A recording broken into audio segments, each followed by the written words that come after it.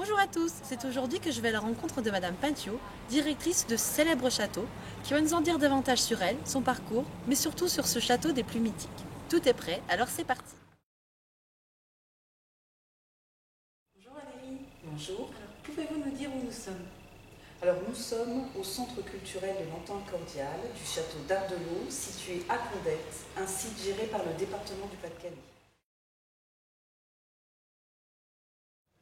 Pouvez-vous nous en dire davantage sur vous et votre parcours?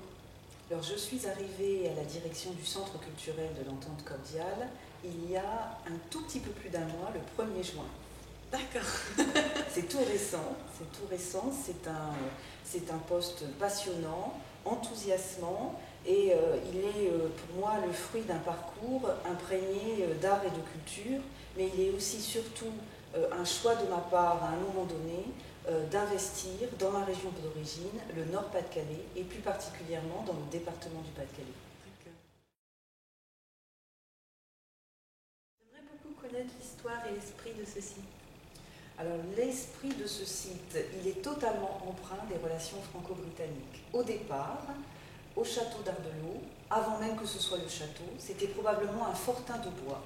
Et c'est au XIIIe siècle que le comte de Boulogne, Philippe de Hurpel, en a fait un château fort. Les relations franco-britanniques entre la France et l'Angleterre sont tumultueuses, et ici, jusqu'au XVIe siècle, nous étions anglais. D'accord. Ensuite, nous avons eu des propriétaires privés qui ont apporté leur pierre à l'édifice au sens propre comme au figuré, et trois illustres aristocrates anglais ont chacun apporté une couleur particulière qui reste dans les murs ou dans l'esprit du site. Par exemple, John Eyre, le premier propriétaire, a reconstruit une tour et a fait des fouilles archéologiques.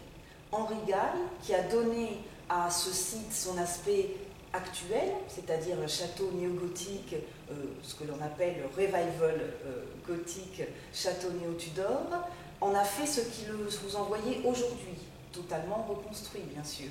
Et le dernier, le plus connu, John Whitley, a été l'un de ceux qui ont fait du château d'Ardelot le cœur de la station balnéaire d'Ardelot, en transformant en clubhouse.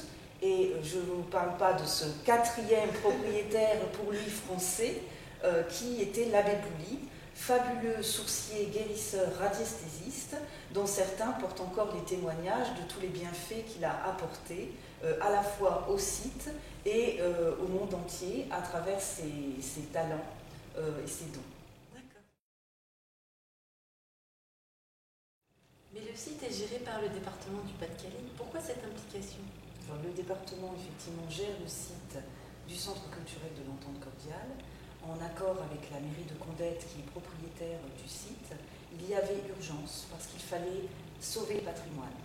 Sauver le patrimoine de la mérule, du champignon qui mangeait petit à petit le château, sous peine qu'il n'y ait plus de traces de cette histoire riche, foisonnante, du château d'Ardelot et des relations franco-britanniques.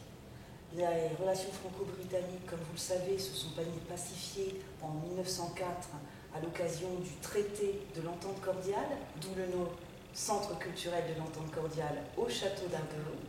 Et il y a eu souhait du département d'en faire un lieu patrimonial vivant, actif, valorisant ces relations franco-britanniques maintenant pacifiées à travers la culture sous toutes ses formes.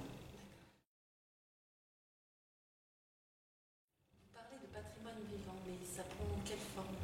Alors tout d'abord, ça prend la forme de faire vivre les bâtiments.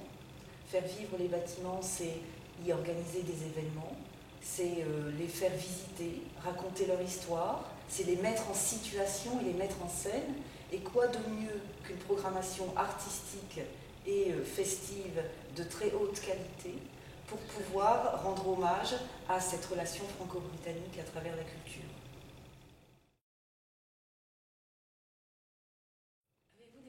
Pour l'avenir? Oh, beaucoup. Il faut beaucoup de projets, et notamment en 2016, le site, après de nombreuses années de travaux, verra sa finalité. Nous aurons enfin un site avec un château restauré et meublé, une salle d'exposition temporaire, un théâtre élisabétain, et nous pourrons avoir avoir ainsi une programmation qui jusqu'à présent était sur une succession de festivals, le printemps médiéval, le Midsummer, la Summer Season, Fairy Night. Nous aurons donc une programmation à l'année, dès 2016, bien sûr, qui célébrera toujours les relations franco-britanniques. Bien sûr.